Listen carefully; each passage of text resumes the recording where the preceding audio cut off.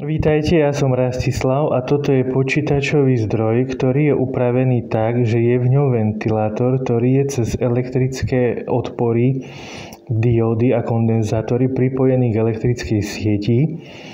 Výstupné káblové zväzky tu už tohto zdroja nejdú. No a teraz si to predvedieme. Znamená, že ak pripojíme zdroj do siete, ventilátor sa roztočí, čiže teraz to môžeme pozorovať. Teraz sa ventilátor točí, vyťahneme šnúru zo zásuvky sieťovej, ventilátor sa stal stať.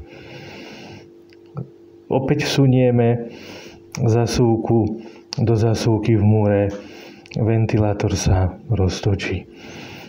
Čiže teraz je pripojený ventilátor 12V z počítačového zdroja k elektrickej sieti cez elektrický obvod upravený tak, aby to napätie sa presne znížilo z 230V na tých 12V, čiže cez rezistory, diódy a kondenzátory. Takže aj takto je možné upraviť počítačový zdroj, že ventilátor zostane v ňom a je pripojený na elektrickú sieť.